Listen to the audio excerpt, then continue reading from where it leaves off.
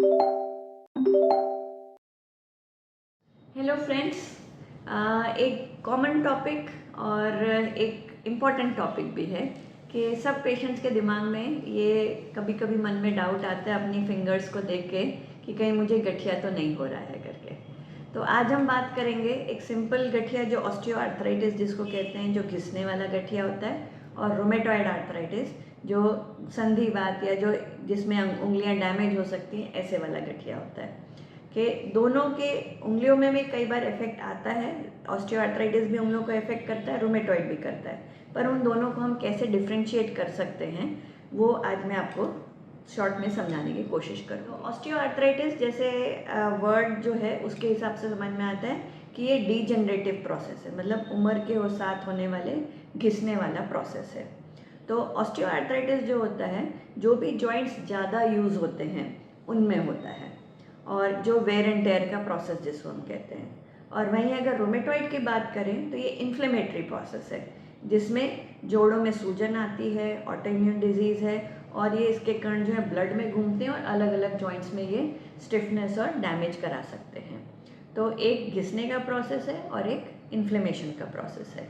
ये एक इम्पॉर्टेंट बात हुई।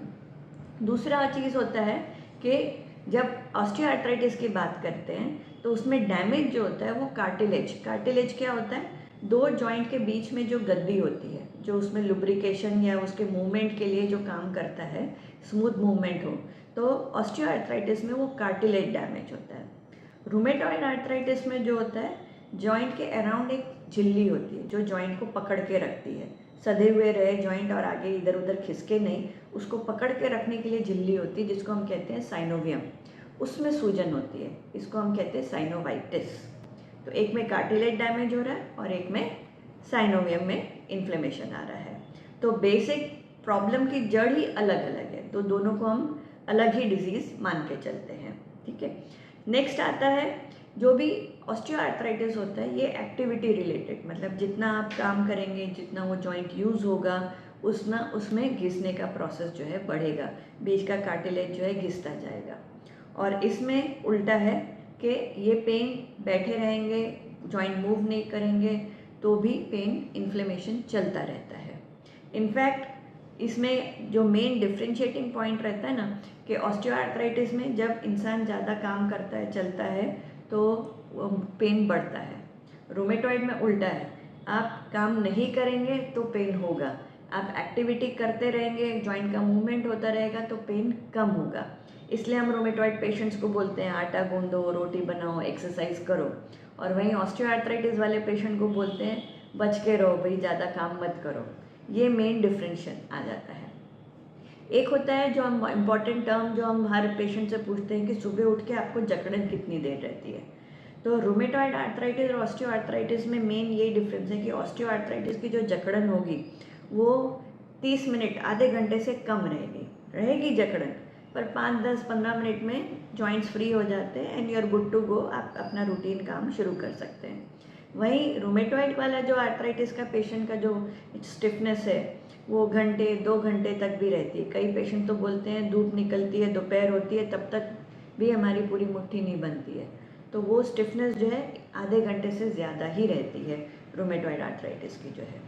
तो ये चीज़ इम्पॉर्टेंट मेजर हम जो पेशेंट से पूछते हैं और जिसमें हम समझ जाते हैं कि ये ऑस्टियोआर्थराइटिस की तरफ जा रहा है या रूमेटॉइड की तरफ जा रहा है। फिर आता है कि आप कुछ ब्लड टेस्ट, एक्सरेज करवा के देखते हैं, जिसमें हमको अगेन वो भी डिफ्रेंशिएट करने में हेल्प करता है कहीं भी कि ये ऑस्टियो है कि रूमेटॉइड है। तो रूमेटॉइड आर्थराइटिस में जो इन्फ्लेमेटरी मार्कर्स होते हैं, जैसे ESR हो गया, CRP हो गया। अभी ESR CRP में मैंने एक पुराना वीडियो बनाया है, तो उसका एक लिंक मैं इसमें अटैच करूँगी, तो आप समझेंगे कि इन्फ्लेमेटरी मार्कर्स क्या होते हैं जो कि रूमेटॉइड में बढ़े हुए रहते हैं। फिर स्पेसिफिक रूमेटॉइड के टेस्ट होते हैं, जो रूमेटॉइड फैक्टर या anti-CCP, उसका भी अलग वीडियो है, उसका भी मैं लिंक इसमें अटैच करूँगी अगर आप उसका डिटेल समझना चाहें तो वो बढ़े हुए आते हैं।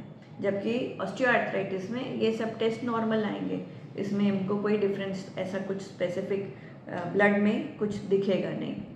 एक्सरे में भी हम देख के बता सकते हैं कि ये ऑस्टियोआर्थराइटिस है या रूमेटॉइड आर्थराइटिस है।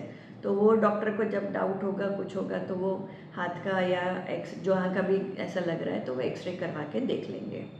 ऑस्टियोआर्थराइटिस जो है तो दूसरा मेनली वेट बेरिंग जॉइंट्स, तो या जो काम ज़्यादा होता है, तो अगर हाथ की बात करें तो ये अंगूठे का जो बेस है, तो ये लेडीज़ में जैसे चाकू से अपन सब्जी ज़्यादा काटते हैं, इसका काम ज़्यादा रहता है, जो भी है, बट ये जॉइंट घिसता है।